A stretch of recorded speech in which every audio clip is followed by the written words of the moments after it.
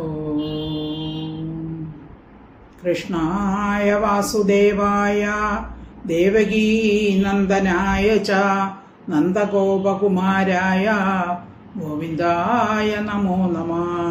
എല്ലാ സുഹൃത്തുക്കൾക്കും എൻ്റെ വിനീതമായ നമസ്കാരം. ശ്രീമദ് ഭാഗവതം ദശമസ്കന്ധഃ അഥാ ചതുർത്ഥോധ്യായഃ. ദശമസ്കന്ധത്തില് 14-ാം അധ്യായം ബ്രഹ്മസ്തുതിയാണ് നാം ചർച്ച ചെയ്തുകൊണ്ടിരിക്കുന്നത്. അതിൽ 30 ശ്ലോകങ്ങൾ നാം ചർച്ച ചെയ്ത് കഴിഞ്ഞു. ഇനി ബ്രഹ്മസ്തുതിയിൽ 10 ശ്ലോകങ്ങളും കൂടെ ഉണ്ട്.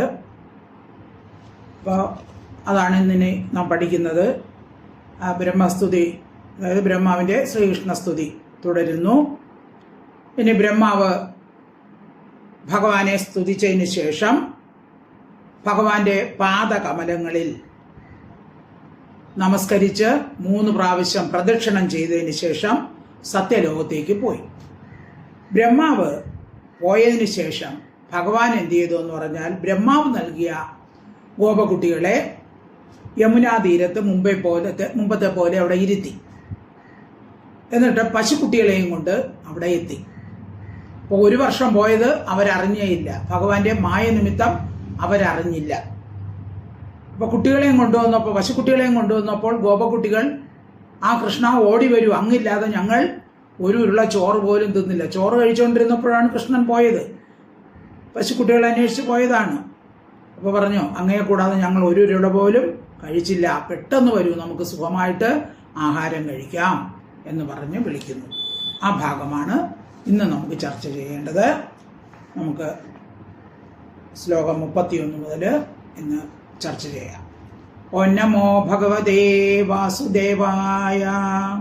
ശ്ലോകം 31. അഹോദിധന്യാ വ്രജഗോരമണ്യാ സ്തന്യാമൃതം പീതമതീവ തേ മുദാ യാസാം വിഭോ വത്സതരാത്മജാത്മനാ യതൃപ്തയോദ്യാപി ന ചാലമധ്വരാഃ. അഹോ അതിധന്യാഃ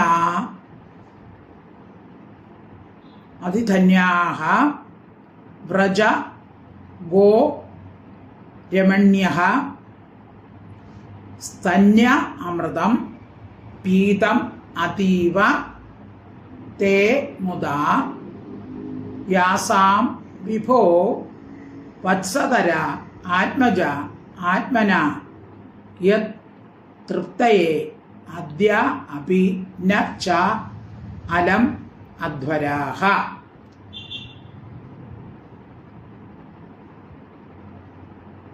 അഹോ, ആശ്ചര്യം തന്നെ ഇത്. എന്താണ്? വ്രജഗോരമണ്യ, വ്രജത്തിലെ ഗോക്കളും രമണ്യ സ്ത്രീകളും അതിധന്യ, കൃതാർത്ഥികൾ, അതിധന്യകളാണ്. ഗോക്കളും സ്ത്രീകളുമെല്ലാം അതിധന്യകളാണ്. അഹോ, ആശ്ചര്യം തന്നെയാണ്. വിഭോ, സർവവ്യാപിൻ, തേ, അങ്ങയാൽ, വത്സതര ആത്മജ ആത്മന, പശുക്കുട്ടികളെയും ഗോപകുട്ടികളുടെയും സ്വരൂപത്തോടെ യാസാം, യാതൊരുത്തരുടെ സ്തന്യാമൃത, അമൃതതുല്യമായ മുലപ്പാൽ, അതായത് ഭഗവാൻ തന്നെ ഗോപകുട്ടികളും പശുക്കുട്ടികളുമായി മാറി. എന്നിട്ട് ഈ പശുക്കുട്ടികൾ ചെന്ന് പശുക്കളുടെ പാല് കുടിക്കുകയാണ്. അപ്പോൾ യാതൊരുത്തരുടെ ആ സ്തന്യ അമൃതതുല്യമായ മുലപ്പാൽ അതീവമുത, സന്തോഷത്തോടുകൂടി പീതം, പാനം ചെയ്യപ്പെട്ടു. അങ്ങ് പശുക്കുട്ടികളായി രൂപം പ്രാപിച്ച് ആ പശുവിൻ്റെ അടുത്ത് ചെന്ന് പാല് കുടിച്ചു. യതൃപ്തയെ, യാതൊരുവന്റെ തൃപ്തിക്കായിക്കൊണ്ട്, അധ്വര, യാഗങ്ങൾ അദ്യാപി, ഇപ്പോഴും ജ്ഞാനം പര്യാപ്തമല്ല. അപ്പൊ ഭഗവാന് വേണ്ടിയാണ് ഇവിടെ പല യാഗങ്ങളും നടത്തുന്നത്. ആ യാഗങ്ങൾ കൊണ്ടുപോലും ഇത്രയും പ്രയോജനം കിട്ടുമെന്ന് തോന്നുന്നില്ല. ഈ പശുക്കളുടെയും അതുപോലെ തന്നെ ആ ഗോപസ്ത്രീകളും അവരുടെ കുട്ടികൾക്ക് മുലപ്പാൽ കൊടുത്തു. അതും ആ കുട്ടികളാണെന്ന് വിചാരിച്ച് ആർക്കാണ് മുലപ്പാൽ കൊടുത്തത്? ഈ ഭഗവാനാണ് മുലപ്പാൽ കൊടുത്തത്. ഭഗവാൻ പശുക്കുട്ടികളും ഗോപകുട്ടികളുമായി മാറി. അപ്പം അങ്ങനെ ആ ഗോപസ്ത്രീകൾക്ക് ആ ഭഗവാനാകുന്ന തങ്ങളുടെ കുട്ടികൾക്ക് പാല് കൊടുക്കാൻ സാധിച്ചു. അതുപോലെ പശുക്കൾക്ക് ഭഗവാനാകുന്ന ആ പശുക്കുട്ടികൾക്ക് പാല് കൊടുക്കാൻ സാധിച്ചു. ആ ധന്യം അവര് ധന്യവതികളാണ്, ഭാഗ്യവതികളാണ്. ഇതുപോലുള്ള ഭാഗ്യം ആർക്ക് കിട്ടുമെന്നാണ്. അപ്പോൾ ഈ ജന്മത്തില് ഭഗവാനില് ഭക്തി ഉണ്ടായി വന്നാൽ ആ ജന്മം തന്നെ ശ്രേഷ്ഠമാണ് എന്ന് ഇനിയുള്ള 7 ശ്ലോകം കൊണ്ട് പറയുന്നു. ഇതെല്ലാം ബ്രഹ്മാവിന്റെ സ്തുതി തന്നെയാണ്. അഹോദിധന്യ വ്രജഗോരമണ്യ സ്തന്യാമൃതം പീതമതീവ തേ മുദാ യാസാം വിഭോ വത്സ തരാത്മജാത്മന യതൃപ്തേദ്യാപിന ചാലമധ്വരാം.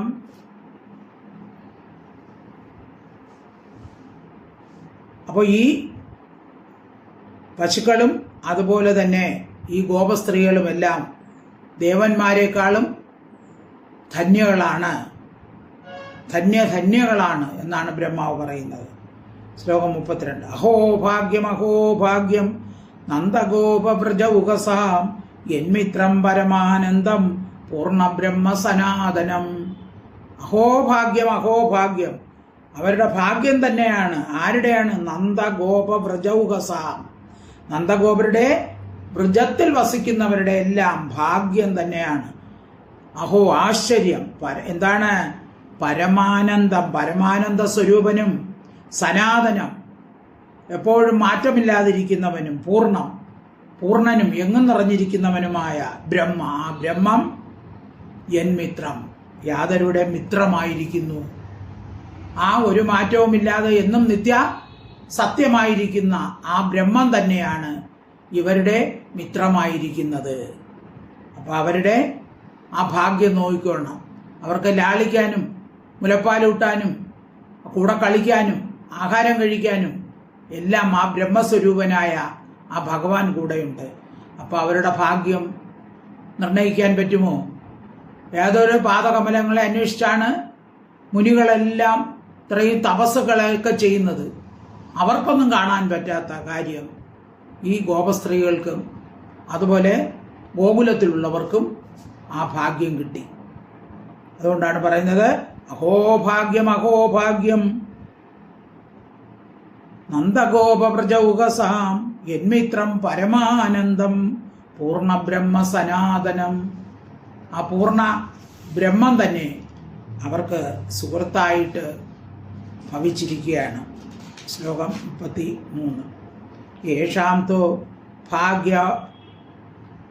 ഭാഗ്യമഹിമാച്യുത തവാസ്താം ഏകാദശൈവ ഹി വയം ബതഭൂരിഭാഗ ഏതത് ഋഷീക ചഷകൈ അസകൃദ്വിപാമ ശർവാദയോ അംഘ്രി ഉദജ മധ്വമൃതാസവം തേ യേഷാം തു ഭാഗ്യ മഹിമ. യേഷാം തു ഭാഗ്യ മഹിമ അച്യുത താവത് ആസ്താം ഏകാദശ ഏവ ഹി വയം ബതഭൂരിഭാഗഃ ഏതത് ഋഷീക ചഷകൈർഹി അസകൃത് പിബാമഹ ശർവാദയഃ അംഘ്രി ഉദജ മധു അമൃതാസവം. അതാണ് മധു അമൃതാസവം തേ. അച്യുത, നാശരഹിത, അച്യുതിയില്ലാത്തവനെ, യേഷാം ഇവരുടെ ഭാഗ്യമഹിമാത്തു ഭാഗ്യവിശേഷമാകട്ടെ താപതാസ്താം ഇരിക്കട്ടെ, അവരുടെ ഭാഗ്യം അവിടെ ഇരിക്കട്ടെ. ഭൂരിഭാഗ അതിഭാഗ്യമുള്ളവരായ ശർവാദയ ശിവൻ മുതലായവരായ വയം ഏകാദശ ഞങ്ങൾ 11 പേരുണ്ട്. ബ്രഹ്മാവടക്കം 11 പേര് ഏകാദശ, അതായത് അധിഷ്ഠാന ദേവതകൾ, 11 ഇന്ദ്രിയങ്ങളുടെ അധിഷ്ഠാന ദേവതകൾ.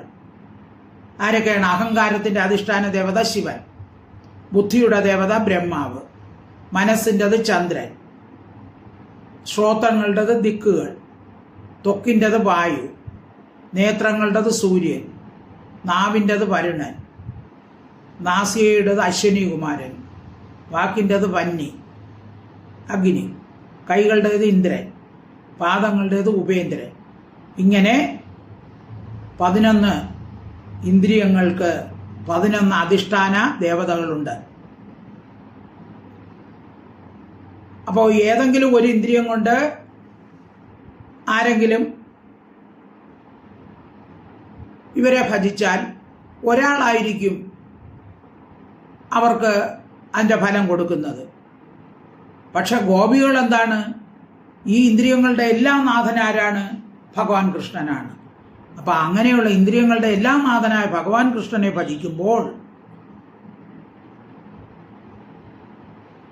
എല്ലാവരുടെ സുഖവും അവർക്ക് കിട്ടും.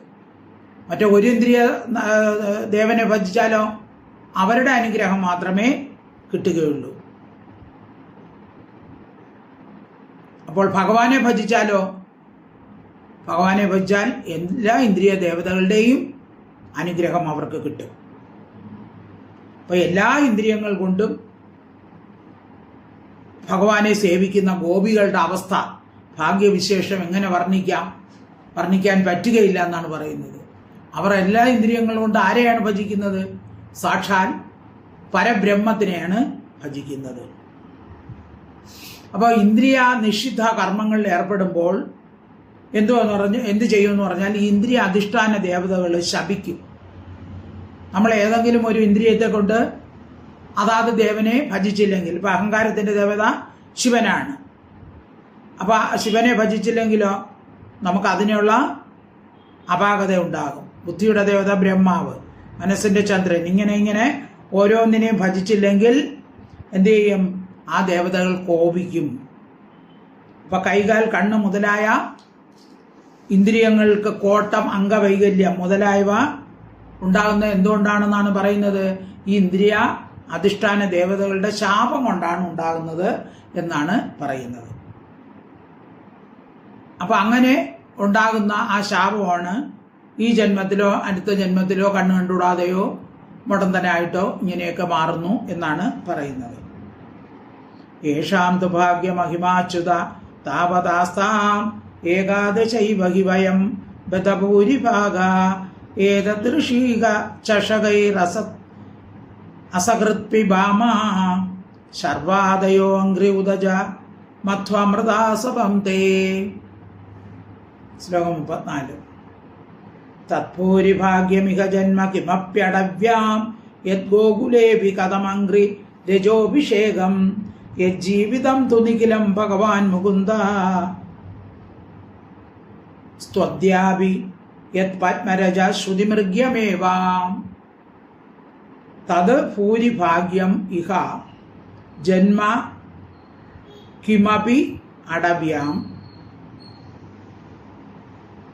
യത് ഗോകുലേ അപി കഥം അംഘ്രി രജഃ അഭിഷേകം യജ്ജീവിതം തു നിഖിലം ഭഗവാൻ മുകുന്ദ തു അദ്യാപി യത് പദരജ ശ്രുതി മൃഗ്യം ഏവ. തത്ഭൂരിഭാഗ്യം, ആ ഭാഗ്യം ഭവിക്കട്ടെ. ഇഹ, ഈ ലോകത്തിൽ ജനനം. അപ്പം എനിക്ക് ആ ഭാഗ്യം സിദ്ധിക്കണമെന്ന് പറയുകയാണ്. അതായത് ഈ മനുഷ്യ ലോകത്തിൽ ഒരു ശരീരപ്രാപ്തി എനിക്ക് ഉണ്ടാകണം. ബ്രഹ്മാവ് സത്യലോകത്താണല്ലോ. അപ്പോൾ ഈ മനുഷ്യലോകത്തിൽ എനിക്കൊരു ശരീരപ്രാപ്തി ഉണ്ടാകണം. അതിലും വെച്ചോ അടവ്യ കാട്ടിൽ, ഈ വൃന്ദാവനത്തിൽ ഒരു ജന്മം ഉണ്ടാകണം. വൃന്ദാവനത്തിൽ എന്താണ്? കിമപി, ഏതെങ്കിലും ഒന്ന്, ഒരു വൃക്ഷമോ ഒരു വള്ളിയോ ആയിട്ട്, ഒരു പുല്ലെങ്കിലും ആയിട്ട് എനിക്ക് വൃന്ദാവനത്തിൽ ജനിച്ചാൽ മതി. പിന്നെ ഗോകുലേപി, ഗോകുലത്തിലും കഥം അംഗ്രി രജോ അഭിഷേകം, ഏതെങ്കിലും ഒരുവൻ്റെ, ഗോകുലത്തിൽ താമസിക്കുന്ന ഏതെങ്കിലും ഒരുവൻ്റെ പാദരജ സംബന്ധം,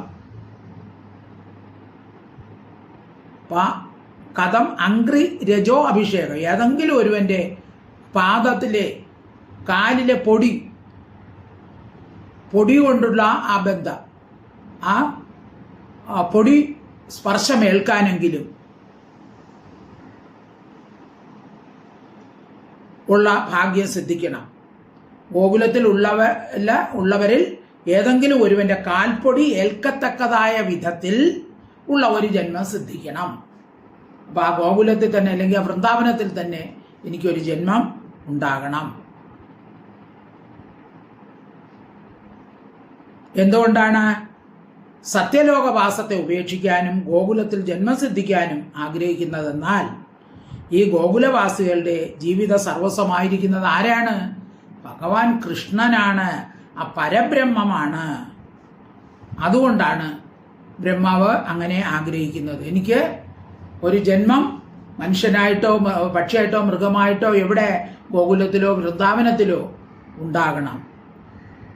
അവിടെയുള്ള ആളുകളുടെ ആ പാദരജസ്, ആ പാദത്തിലെ പൊടി ഏൽക്കാനുള്ള അവസരം എനിക്കുണ്ടാകണം.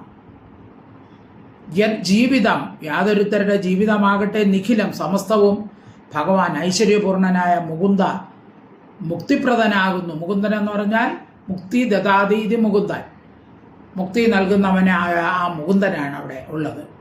യത് പാദരജസ്തു, യാതൊരുത്തൻ്റെ പാദരേണുവായിട്ട് അദ്യാപി ഇപ്പോഴും ശ്രുതിമൃഗ്യമേവ, വേദത്താൽ അന്വേഷിക്കത്തക്കതാകുന്നു. ഭഗവാന്റെ പാദരജസ്സുകളെ എല്ലാവരും അന്വേഷിച്ച് നടക്കുകയാണ്. അതിനുവേണ്ടിയാണ് ഈ സന്യാസികൾ തപസ് ചെയ്യുന്നത്. അപ്പോൾ ഈ യാതൊരുവന്റെ പാദത്തെ അന്വേഷിച്ചുകൊണ്ടാണോ ആളുകൾ നടക്കുന്നത്, അദ്ദേഹം തന്നെ വൃന്ദാവനത്തിൽ മനുഷ്യജന്മം എടുത്തിരിക്കുകയാണ്. അപ്പൊ അങ്ങനെ അതുകൊണ്ട് എനിക്ക് എന്ത് ചെയ്യണം?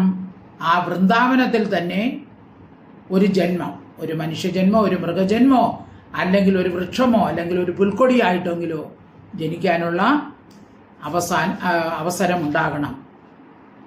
ആ വിധമുള്ള ഭാഗ്യം എനിക്ക് ഉണ്ടാകണം. ഭഗവാന്റെ പാദകമലത്തെ സർവദാ സേവിക്കുന്നവരുടെ സംസർഗത്തിൽ എനിക്കും ഭാഗ്യം സിദ്ധിക്കാൻ ഇടവരണം.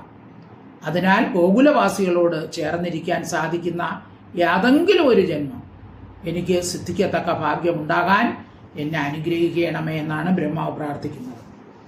യദ്ഭൂരിഭാഗ്യമിഹ ജന്മ കിമപ്യടവ്യാം യദ്ഗോകുലേപി കഥമംഘ്രിരജോഭിഷേകം യജ്ജീവിതം തു നിഖിലം ഭഗവാൻ മുകുന്ദ സ്ത്വദ്യാപി പദരജശ്രുതിമൃഗ്യമേവാം.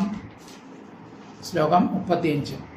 യേഷാം കോശ നിവാസിനാമുദ ഭവാൻ കിം ദേവരാദേതി ന ചേതോ വിശ്വഫലാത് ഫലം ത്വത്പരം കുത്രാപ്യ അയത്മുഹ്യതി സദേശാദിവ പൂതനാഭിസകുല ത്വാമേവ ദേവാഭിത യദ്ധാമാർത്ത സുഹൃത് പ്രിയാത്മതനയ പ്രാണാശയാസ്ത്വത്കൃതേ. പദച്ഛേദം. യേഷാം ഘോഷ നിവാസിനാം ഉദ ഭവാൻ കിം ദേവ രാധ ഇതി നഹ ച ചെ ഛേദോ ചേതഃ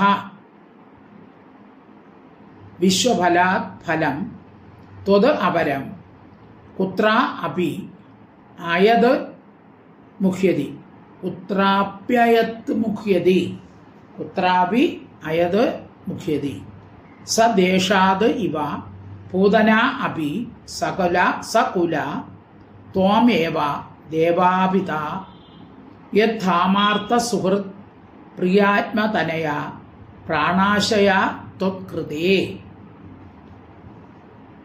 ദേവാ, അല്ലയോ ദേവ, അല്ലയോ ബഹുവിധ ക്രീഡകൾ കാണിക്കുന്നവനെ, ക്രീഡാ തൽപര, ഘോഷനിവാസിനാം വ്രജവാസികളായ യേഷാം ഇവർക്ക് ഭവാൻ ഉദ ഭവാനും വിശ്വഫല സമസ്ത ഫലസ്വരൂപനായിരിക്കുന്ന ത്വത് അങ്ങയേക്കാൾ അപരം അന്യമായ കിം ഫലം എന്തു ഫലത്തെ രാധ ദാനം ചെയ്യും? അങ്ങ് ഇവർക്ക് ഇനി എന്ത് ഫലമാണ് കൊടുക്കേണ്ടത്? ഓരോരുത്തരെ യാഗം ചെയ്യുമ്പോൾ ഭഗവാൻ അതിനനുസരിച്ച് ഫലം കൊടുക്കും. ഇവിടെ ഭഗവാൻ തന്നെ അവരോടൊപ്പം കഴിയുന്നു. ഭഗവാൻ അവരുടെ സുഹൃത്താണ്, മകനാണ്. അങ്ങനെ ഇരിക്കുന്ന അങ്ങ് ഇനി എന്ത് ഫലമാണ് ഇനി അവർക്ക് കൊടുക്കേണ്ടത്? രാധ എന്ത് ദാനം ചെയ്യും? ഇതി കുത്രാപി എവിടെയെല്ലാമോ ആയത് സഞ്ചരിക്കുന്ന നഖ ഞങ്ങളുടെ ചേതക മനസ്സ് മുഖ്യതി മോഹിക്കുന്നു. ഞങ്ങൾ ഭഗവാനെ അന്വേഷിച്ച് എല്ലായിടത്തും നടക്കുന്നു. ഇവർക്കിനി എന്താണ് ഫലം കിട്ടേണ്ടത്? ഞങ്ങളുടെ മനസ്സ് മോഹിച്ചു പോവുകയാണ്. സദ്വേഷാത് ഇവ സത്തുക്കളുടെ വേഷം കൊണ്ട് തന്നെ സകുല കുലത്തോടുകൂടിയ പൂതനാഭി പൂതനയും ദേവാ അല്ലയോ ഭഗവാനെ ത്വാമേവ നിന്തിരുവടിയെ തന്നെ ആപിത പ്രാപിച്ചവളായി ഭവിച്ചു. സത് വേഷാത് സത്തുക്കളുടെ വേഷം നല്ല സുന്ദരി വേഷം ധരിച്ച് പൂതന വന്നു. പക്ഷെ അവളുടെ മനസ്സിലാണെങ്കിലോ ദുഷ്വിചാരമായിരുന്നു, ഭഗവാനെ കൊല്ലാനുള്ള വിചാരമായിരുന്നു. അല്ലേ? സ്തനത്തിൽ വിഷവും പുരട്ടി കൊണ്ടുവന്ന് ഭഗവാന് പാല് കൊടുത്തതാണ്. എന്നിട്ടും ഭഗവാൻ എന്ത് ചെയ്തു? അവക്ക് ഭഗവാനിൽ പ്രാപിക്കാനുള്ള അല്ലെങ്കിൽ മോക്ഷപ്രാപ്തി എത്താനുള്ള അവസരം കിട്ടി. അവൾക്കും അവളുടെ കുലത്തിനും. അഘാസുരൻ ബകാസുരനൊക്കെ അവളുടെ സഹോദരങ്ങളാണ്. അപ്പോൾ അവർക്കും എല്ലാം ഭഗവാൻ മോക്ഷം കൊടുത്തു. യദ്ധാമാർത്ഥ സുഹൃത് പ്രിയാത്മ തനയ പ്രാണാശയ യാതൊരുത്തരുടെ യത് ധാമ ഗൃഹം അർത്ഥ ധനം സുഹൃത്ത് മിത്രങ്ങൾ പ്രിയ പ്രീതി വിഷയങ്ങളായ പദാർത്ഥങ്ങൾ ആത്മദേഹം തനയ പുത്രന്മാർ പ്രാണങ്ങൾ ആശയ പ്രാണങ്ങൾ മുഖ്യപ്രാണങ്ങൾ അന്ധകരണ ഇന്ദ്രിയങ്ങളെല്ലാം ത്വത്കൃതേ അങ്ങേക്കായിക്കൊണ്ട് ഭവിച്ചു.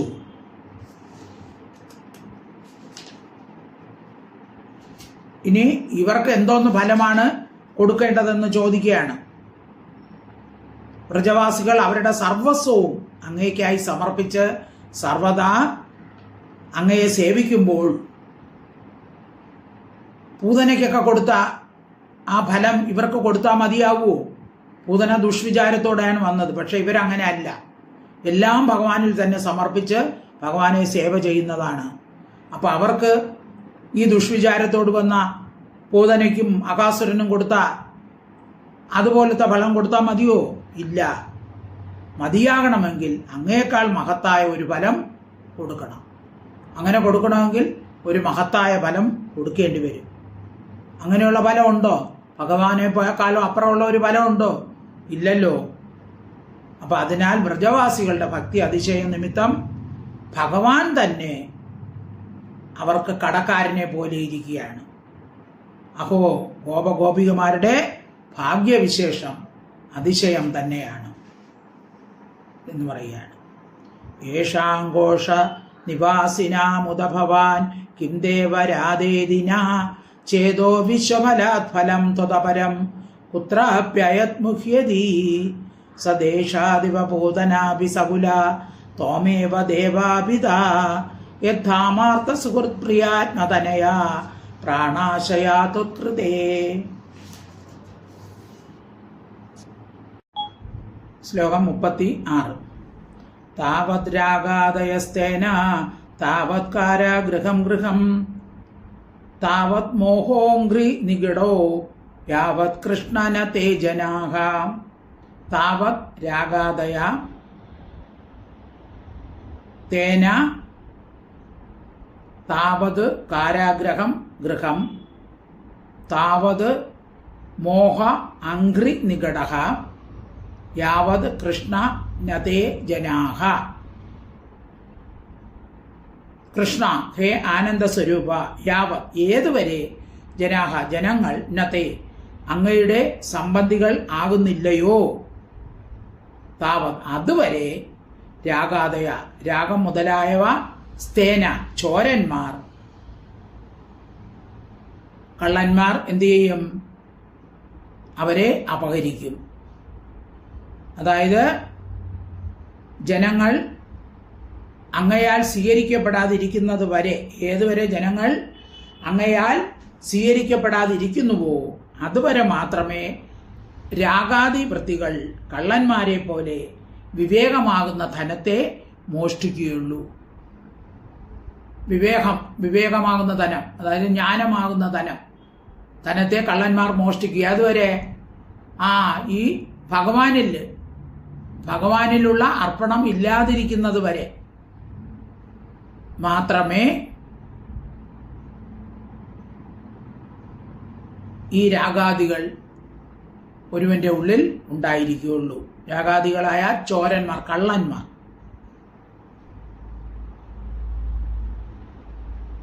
അപ്പോൾ ഭഗവാനാൽ സ്വീകരിക്കപ്പെടാതെ ഏത് കാലം വരെ ഇരിക്കുന്നുവോ അപ്പോൾ മാത്രമേ രാഗാദികളായ കള്ളന്മാർ വിവേകമാകുന്ന ധനത്തെ മോഷ്ടിക്കുകയുള്ളൂ. താവൻ മോഹോ അംഗ്രി നികടോ യാവത് നതേ ജന. അതുവരെ മാത്രമേ ഗൃഹം, ഭവനം, കാരാഗ്രഹം, വീടും കാരാഗ്രഹം എന്ന പോലെ ബന്ധനസ്ഥനാകുകയുള്ളൂ. അപ്പൊ ഭഗവാനിൽ ഭക്തിയില്ലാത്തവർക്ക് മാത്രമേ ഈ വീട് കാരാഗ്രഹമാകുകയുള്ളൂ.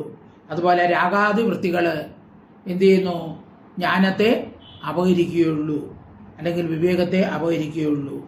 അതുവരെ മാത്രമേ മോഹം എന്ന പാദശൃംഖല പോലെ സംസാരത്തിൽ ബന്ധിക്കുകയുള്ളൂ. യാവൻ മോഹോ അംഗ്രി നികടോ. അംഗ്രി നികടം എന്ന് വെച്ചാൽ പാദചങ്ങല. മോഹം പാദചങ്ങല പോലെ സംസാരത്തിൽ നമ്മെ ബന്ധിക്കുകയുള്ളൂ. അപ്പോൾ ഭഗവാൻ എപ്പോൾ ഈ വ്രജവാസികളെ സ്വീകരിച്ചോ അപ്പോൾ അവരുടെ രാഗാദി വൃത്തികളൊക്കെയും മാറി. ഭഗവാന്റെ സേവാർത്ഥമായിട്ടവർ രാഗാദി വൃത്തികളെയെല്ലാം ഉപയോഗിക്കുന്നു. അതിനാൽ ഏകാന്തത്തിൽ രാഗാദികളെ ഭയപ്പെട്ട് വസിക്കുന്ന സന്യാസികളും കോശാങ്കനകളും ഒരുപോലെ അല്ല. അപ്പൊ ഏകാന്തത്തിൽ രാഗാദികളെ ഭയപ്പെട്ടാണ് സന്യാസികൾ ഇരിക്കുന്നതല്ലേ. മനസ്സ് ഏകാഗ്രമാകുമോ? ഭഗവാനിൽ തന്നെ ചിത്തം ഉറപ്പിക്കുമ്പോൾ ചിലപ്പോൾ മനസ്സ് കൈവിട്ടു പോകും. പക്ഷെ ഇവർക്കാണെങ്കിലോ ഇവരുടെ രാഗാദി വൃത്തികളൊക്കെ എന്തിനു വേണ്ടി ഉപയോഗിക്കുന്നു? ഭഗവാന്റെ സേവയ്ക്ക് വേണ്ടിയായിട്ടാണ് ഈ വ്രജസ്ത്രീകൾ ഉപയോഗിക്കുന്നത്. അപ്പൊ അതുകൊണ്ട് അവർക്ക് ഭയപ്പെടേണ്ട ഒരു കാര്യവും ഇല്ല. അപ്പൊ അതുകൊണ്ട് അവരുടെ ഭാഗ്യം അതിശയം തന്നെയാണ്. അഹോ ഭാഗ്യം അഹോ. അവരുടെ ഭാഗ്യം അത്യാശ്ചര്യമായി തന്നെ നിലനിൽക്കുന്നു. താവദ്രാഗാദയസ്തേന താവത് കാരാഗ്രഹം ഗൃഹം താവത് മോഹാംഗ്രി നികടോ യാവത് കൃഷ്ണനതേ ജനാഹാം. ശ്ലോകം 37. പ്രപഞ്ചം നിഷ്പ്രപഞ്ചോപി വിടംബയസി ഭൂതലേ പ്രപന്ന ജനതാനന്ദ സന്തോഷം പ്രതിതും പ്രഭോ. പ്രഭോ, എല്ലാം ചെയ്യാൻ സമർത്ഥനായിട്ടുള്ളവനെ, നിഷ്പ്രപഞ്ചകാപി, പ്രപഞ്ചാതീതൻ ആകുന്നുവെങ്കിലും, ത്വം, അങ്ങ് പ്രപഞ്ചത്തിനും അതീതനാണ് എങ്കിലും, ഭൂതലെ, ലോകത്തിൽ, പ്രപന്ന ജനതാനന്ദ സന്തോഷം, പ്രപന്ന എന്ന് വെച്ചാൽ ശരണം പ്രാപിച്ച ജനസമൂഹത്തിന് ആനന്ദ സന്തോഷം, ആനന്ദ ആധിക്യത്തെ പ്രഥയിതും കൊടുക്കാനായിക്കൊണ്ട് പ്രപഞ്ചം വിടംബയസി, പ്രപഞ്ചത്തെ അനുകരിക്കുന്നു. അപ്പോൾ ആൾക്കാർക്ക് സന്തോഷം കൊടുക്കാൻ വേണ്ടി ഭഗവാൻ പുത്രഭാവേന മിത്രഭാവേന ഇങ്ങനെ നടിക്കുകയാണ്. ഇവിടെ ഓരോന്നും ഭഗവാന്റെ ഇവിടെ നാട്യമാണ്. പുത്രരൂപേണ വന്ന് ആനന്ദിപ്പിക്കുന്നു, കൂട്ടുകാരുടെ രൂപത്തിൽ അവരെ ആനന്ദിപ്പിക്കുന്നു. അപ്പൊ ശരണാഗതർക്ക് പരമാനന്ദം ഉണ്ടാക്കാൻ വേണ്ടി ഭഗവാൻ എന്ത് ചെയ്യുന്നു? ആ പുത്രരൂപത്തിൽ ഭൂതലത്തില് അവതരിച്ച് പ്രപഞ്ചത്തെ അനുസരിക്കുന്നവനെ പോലെ കളിക്കുകയാണ്. അപ്പൊ ഗോപികാമാർക്ക് പിടിച്ചു കെട്ടാനും യശോദയ്ക്ക് പിടിച്ചു കെട്ടാനും അല്ലേ, ഗോപസ്ത്രീകൾക്ക് കളിപ്പിക്കാനും ഒക്കെ ഉള്ള ഒരു വസ്തുവായിട്ട് ഭഗവാൻ നിന്നു കൊടുക്കുകയാണ്. പ്രപഞ്ചം നിഷ്പ്രപഞ്ചോപി വിടംബയസി ഭൂതലേ പ്രപന്ന ജനതാനന്ദ സന്തോഷം പ്രതിതും പ്രഭോ.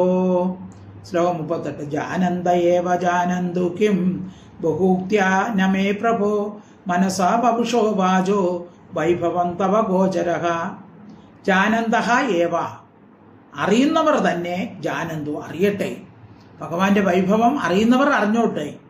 ബഹൂത്യാക്കിം, ബഹുവാക്കുകൾ കൊണ്ട് ഫലം എന്താണ്? എന്തിനേറെ ഞാൻ കൂടുതൽ പറയുന്നു? ബ്രഹ്മാവ് ചോദിക്കുകയാണ്. പ്രഭോ സർവസമർത്ഥ, തവ അങ്ങയുടെ വൈഭവം മാഹാത്മ്യം എൻ്റെ മനസ്സിനും വപുഷ ശരീരത്തിനും വാചക വാക്കിനും ന ഗോചര വിഷയമല്ല. യഥോ വാചോ നിവർത്തന്തേ അപ്രാപ്യ മനസാ സഹ. വാക്കിനും മനസ്സിനും അപ്പുറമാണ് ഭഗവാന്റെ മാഹാത്മ്യം. അപ്പൊ ബ്രഹ്മാവും പറയുന്നു, എൻ്റെ വാക്കിനും മനസ്സിനുമൊക്കെ അപ്പുറത്ത്, ശരീരത്തിനുമൊക്കെ അപ്പുറമാണ് ഭഗവാന്റെ മാഹാത്മ്യം. ഇത് മാഹാത്മ്യം ചിലവരൊക്കെ വിചാരിക്കും ഭഗവാന്റെ മാഹാത്മ്യം അറിയുന്നുണ്ടെന്ന്. പക്ഷെ അവരറിയുന്നോ? ഇല്ല. അവർ വെറുതെ പറയുന്നതാണ്. അവര് ഭഗവാന്റെ മാഹാത്മ്യം അറിയുന്നു. നേരത്തെ പറഞ്ഞു, ആ ഭൂമിയിലുള്ള മണൽ തരികളെ ചിലപ്പോൾ എണ്ണാൻ സാധിച്ചേക്കാം, പക്ഷെ ഭഗവാന്റെ മാഹാത്മ്യത്തെ അളന്ന് തിട്ടപ്പെടുത്താൻ ആരാലും കഴിയില്ല. അപ്പൊ ബ്രഹ്മാവ് പോലും അങ്ങനെയാണ് പറയുന്നത്. അപ്പോ ഭഗവാന്റെ തത്വം അറിയാൻ കഴിയുന്നതല്ല എന്നാണ് ബ്രഹ്മാവ് പറഞ്ഞുറപ്പിക്കുന്നത്. ജാനന്തയേവ ജാനന്തു കിം ബഹൂക്ത്യാന മേ പ്രഭോ മനസോ വപുഷോ വാചോ വൈഭവം തവ ഗോചര. ശ്ലോകം 39. അനുജാനീഹി മാം കൃഷ്ണ സർവം ത്വം വേത്സി സർവദൃക് ത്വമേവ ജഗതാം നാഥോ ജഗദേതത്തവാർപ്പിതം. അനുജാന് ജാനി ഇഹ അനുജാനീഹി അനുജാനീഹി മാം കൃഷ്ണ. ഹേ കൃഷ്ണ ആനന്ദ സ്വരൂപ, സർവം ത്വം വേത്സി സർവദൃക് സർവദൃക് എല്ലാറ്റിനും ദൃക്സ്വരൂപനായിരിക്കുന്ന സാക്ഷിയായിരിക്കുന്ന ത്വം അങ്ങ് സർവം എല്ലാം വേത്സി അറിയുന്നു. അങ്ങ് എല്ലാം അറിയുന്നു. സർവജ്ഞനാണ് ഭഗവാൻ, അല്ലേ? നമ്മൾ ക്ഷേത്രത്തിൽ ചെന്ന് ഓരോന്ന് ഭഗവാനോട് ചോദിച്ച് വാങ്ങിക്കേണ്ട കാര്യമില്ല. ഭഗവാൻ എല്ലാവരുടെ ദുഃഖങ്ങളും സുഖങ്ങളും എല്ലാം അറിയുന്നവൻ തന്നെയാണ്. വേത്സി അറിയുന്നു. ജഗതാം ലോകങ്ങളുടെ നാഥൻ ത്വമേവ അങ്ങ് തന്നെയാണ്. ഏതത് ഈ ജഗത്ത് ലോകം തവ അങ്ങേക്ക് അർപ്പിതം സമർപ്പിക്കപ്പെട്ടിരിക്കുന്നു. മാം എന്നെ അനുജാനീഹി അനുഗ്രഹിച്ച് അയച്ചാലും എന്ന് ബ്രഹ്മാവ് പറയണം. ബ്രഹ്മാവ് സ്തുതിച്ചു കഴിഞ്ഞു. എന്നിട്ട് ഭഗവാനോട് പറയുന്നു, എന്നെ അനുഗ്രഹിച്ച് അയച്ചാലും.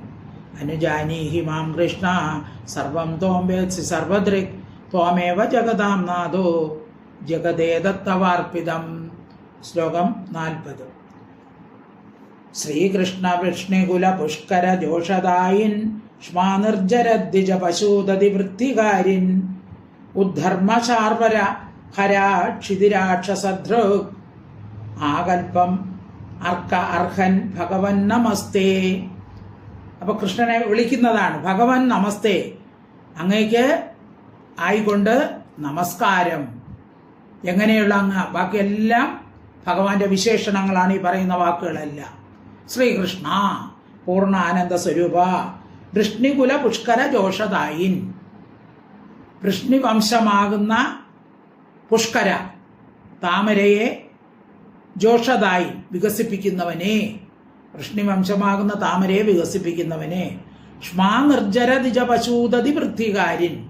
ക്ഷ്മാ എന്ന് വെച്ചാൽ ഭൂമി, നിർജ്ജര ദേവന്മാർ, ദിജ ബ്രാഹ്മണർ, പശു പശുക്കൾ.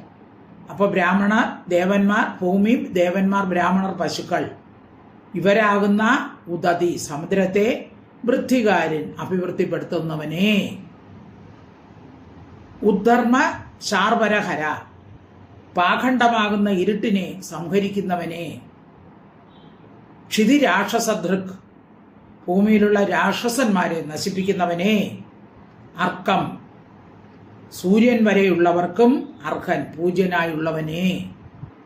ഭഗവൻ സർവ ഐശ്വര്യപൂർണ തേ അങ്ങേക്കായിക്കൊണ്ട് ആകൽപ്പം നമസ്കാരം.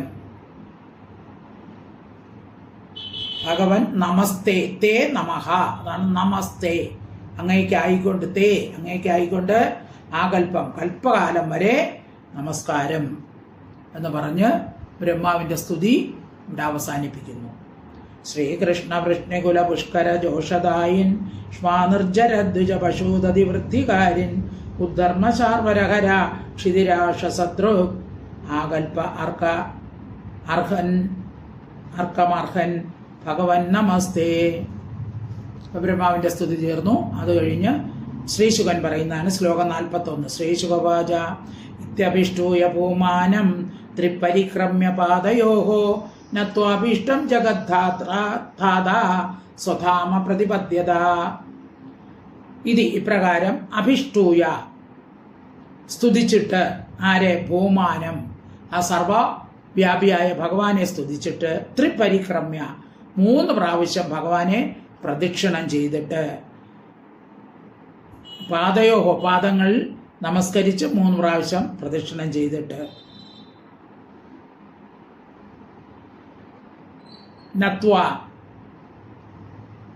നമസ്കരിച്ച്, അഭീഷ്ടം ജഗദ്ധാത ലോകസൃഷ്ടാവ് അഭീഷ്ടം അഭിമതനായ ഭഗവാനെ നത്വ നമസ്കരിച്ചിട്ട്, സ്വധാമ തൻ്റെ സ്ഥാനത്തേക്ക് പ്രതിബദ്ധത പോയി. ഭഗവാനെ നമസ്കരിച്ച് 3 പ്രാവശ്യം പ്രദക്ഷിണം വച്ചിട്ട് ബ്രഹ്മാവ് സത്യലോകത്തേക്ക് പോയി. ശ്രീശുകവാച ഇത്യഭിഷ്ടൂയ ഭൂമാനം ത്രിപരിക്രമ്യ പാദയോഃ നത്യാഭീഷ്ടം ജഗദ്ധാത സ്വധാമ പ്രത്യപദ്യതാം. ശ്ലോകം 42. യതോ അനുജ്ഞാപ്യ ഭഗവാൻ സ്വഭുവം പ്രാഗവസ്ഥിതാൻ വത്സാൻ പുളിനമാനിന്യേ യഥാപൂർവ സഖം സ്വകം. അടുത്ത് ഭഗവാൻ എന്ത് ചെയ്തു? ബ്രഹ്മാവിനെ അനുഗ്രഹിച്ച് അയച്ച ശേഷം തതഃ അനന്തരം അനുജ്ഞ നൽകി ബ്രഹ്മാവിന് പോകാനുള്ള അനുവാദമൊക്കെ കൊടുത്ത് അനുഗ്രഹിച്ചു. ഭഗവാൻ സ്വഭുവം പ്രാഗ് അവസ്ഥിതാം, സ്വഭുവം തൻ്റെ നാഭി കമലത്തിൽ നിന്നുണ്ടായ ആ ബ്രഹ്മാവിനെ അനുഗ്രഹിച്ച് അയച്ച ശേഷം പ്രാഗ് മുൻപിൽ അവസ്ഥിതാൻ സ്ഥിതി ചെയ്യുന്നവരായിട്ട് യഥാപൂർവം സഖം മുമ്പത്തെ പോലെ സുഹൃത്തുക്കളോട് കൂടിയവരും. അതായത് ഇവര് യമുനാ പുളിനത്തിലിരുന്ന് ആഹാരം കഴിച്ചുകൊണ്ടിരിക്കുകയായിരുന്നു. അപ്പോൾ നേരത്തെ കൃഷ്ണൻ പശുക്കളെ അന്വേഷിച്ച് പോയിരുന്നതാണല്ലോ ആഹാരം കഴിച്ചുകൊണ്ടിരുന്നപ്പോൾ. അപ്പോൾ നേരത്തെ ഇവരെങ്ങനെ ഇരുന്നു? അവരെ എന്ത് ചെയ്തു? ബ്രഹ്മാവ് കൊണ്ടുവന്ന പശുക്കുട്ടികളെയും ഈ ഗോപക്കുട്ടികളെയാണ്. അപ്പോൾ ആ ഗോപക്കുട്ടികളെ യമുനാ തീരത്ത് ഇരുത്തിയിട്ട് മുമ്പത്തെ പോലെ യഥാപൂർവ സഖം മുമ്പത്തെ പോലെ സുഹൃത്തുക്കളോട് കൂടിയതും സ്വകേളി സ്ഥാനവുമായ പുളിനത്തെ വത്സാം പശുക്കുട്ടികളെ ആനിന്യെ ആട്ടിക്കൊണ്ടുവന്നു. അതായത് ഗോപക്കുട്ടികളെ യമുനാ പുളിനത്തെ ഇരുത്തി. ഭഗവാന്റെ മായയിൽപ്പെട്ട് അവരവിടെ ഇരുന്നു പോയി. 1 വർഷം കഴിഞ്ഞൊന്നും അവരറിഞ്ഞില്ല. എന്നിട്ട് അവർ നോക്കുമ്പോൾ ഭഗവാൻ ഇതാ പശുക്കുട്ടികളെയും മേയിച്ചുകൊണ്ട് വരുന്നു. ഇവർ ചോറുണ്ണാൻ ഭഗവാനെ കാത്തിരിക്കുകയാണ്. ആ രീതിയിൽ നേരത്തെ എങ്ങനെയിരുന്നോ അതുപോലെ തന്നെ അവരിരുന്നു. അപ്പം അവര് ആ ഭഗവാന്റെ മായയിൽ മോഹിച്ച് അങ്ങനെ ഇരുന്നു പോയി.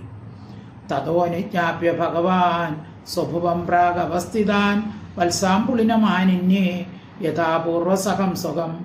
ശ്ലോകം 43. ഏകസ്മിന്നഭിയാതാബ്ദേ പ്രാണേശം ചാന്തരാത്മനഃ കൃഷ്ണമായാഹതാബ്രാജൻ ക്ഷണാർത്ഥം മേ നിരേർഭക. ഏകസ്മിൻ അപി യാതഃ അബ്ദേ പ്രാണേശം ച അന്തര ആത്മനഃ കൃഷ്ണമായാഹത രാജൻ ക്ഷണാർത്ഥം മേനിരേ അർഭക. രാജൻ അല്ലയോ രാജാവേ, ആത്മനഃ തൻ്റെ പ്രാണേശമന്തര പ്രാണനാഥനായിരിക്കുന്ന കൃഷ്ണനെ കൂടാതെ ഏകസ്മിൻ അബ്ദേ 1 വർഷം യാദേവി കഴിഞ്ഞാലും അർഭക കുട്ടികൾ മായാഹത കൃഷ്ണന്റെ മായയാൽ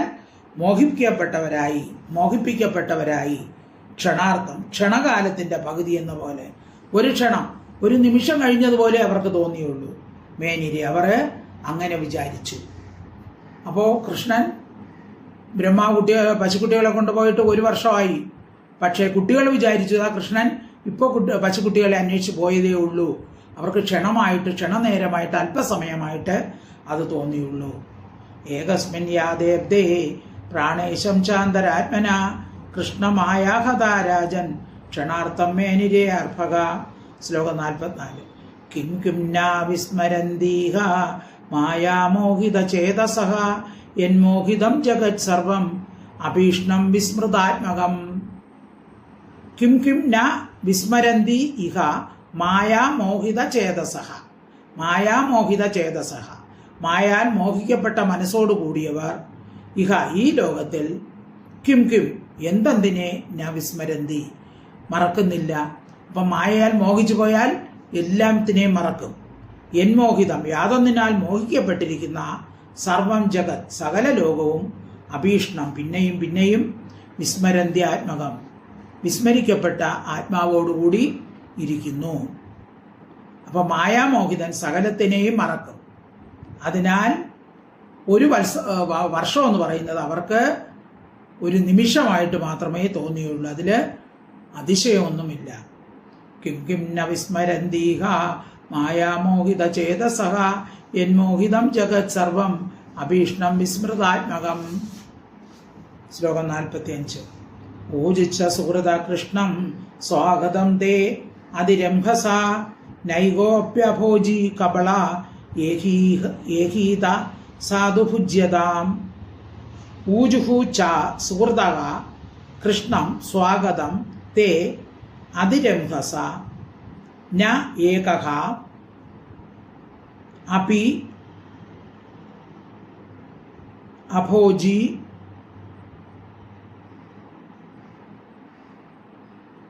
കപള ഏഹീതഃ സാധു ഭുജ്യതാം. തേ നിന്നാൽ അതിരംഭസ അതിവേഗത്തിൽ സ്വാഗതം, നന്നായി ആഗമിക്കപ്പെട്ടു. അപ്പോൾ പശുക്കുട്ടികളെയും കൊണ്ട് കൃഷ്ണൻ അവിടെ എത്തി. അപ്പോൾ അവരെ കൂട്ടുകാർ പറയാണ്, നീ എപ്പോഴും വേഗത്തിൽ ഇത്ര വേഗം വന്നല്ലോ എന്ന് പറഞ്ഞ് കൂട്ടുകാർ പറയുകയാണ്, ഹേ കൃഷ്ണ, അങ്ങ് അതിവേഗത്തിൽ സുഖമായിട്ട് വന്നല്ലോ. അതിരംഭസ സ്വാഗതം, നന്നായി പെട്ടെന്ന് വന്നല്ലോ. ഏകഹി അഭി കപള, ഒരു ഉരുള പോലും നാഭോജി, ഞങ്ങൾ കഴിച്ചില്ല. നീ വരാതെ ഞങ്ങൾ ഒരു ഉരുള പോലും കഴിച്ചില്ല. ഇതഹ ഇവിടെ ഏകി ആഗമിച്ച, പെട്ടെന്ന് വാ, പെട്ടെന്ന് ഇവിടെ വന്നിരിക്കും, നമുക്ക് ആഹാരം കഴിക്കാം, വിശക്കുന്നു. സാധു സുഖമായിട്ട് ഭുജ്യതാം, ഭുജിച്ചാലും സുഖമായിട്ട് കഴിച്ചാലും. ഇത് എന്ന് സുഹൃത്തുക്കൾ കൃഷ്ണനോട് ഊജു ച പറയുകയും ചെയ്തു. ഒരു വർഷം കഴിഞ്ഞിട്ടും കുട്ടികൾക്ക് അപ്പോൾ കൃഷ്ണൻ പോയേ ഉള്ളൂ എന്നുള്ള ഒരു വിചാരമാണ് ഉണ്ടായത്. അപ്പോൾ അവർ കൃഷ്ണനോട് പറഞ്ഞു, നീ പെട്ടെന്ന് വന്നല്ലോ, പെട്ടെന്ന് വാ, ഞങ്ങൾ നീ വരാതെ ഒരു ഉരുള പോലും കഴിച്ചില്ല, പെട്ടെന്ന് വന്നിരിക്കൂ, നമുക്ക് സുഖമായിട്ട് ആഹാരം കഴിക്കാം എന്നവർ പറഞ്ഞു. ഓജുശ്ച സുഹൃത കൃഷ്ണം സ്വാഗതം തേ അതിരംഭസ നൈഗോപ്യഭോജി കപള ഏഹീത സാധു പൂജ്യതാം. ഇന്ന് നമുക്ക് ഇവിടെ നിർത്താം, ബാക്കി അടുത്ത ക്ലാസ്സിൽ പഠിക്കാം. സർവത്ര ഗോവിന്ദ നാമ സങ്കീർത്തനം, ഗോവിന്ദ ഹരി ഗോവിന്ദ. ഹരി ഓം തത്സത്, ഹരി ഓം തത്സത്, ഹരി ഓം തത്സത്.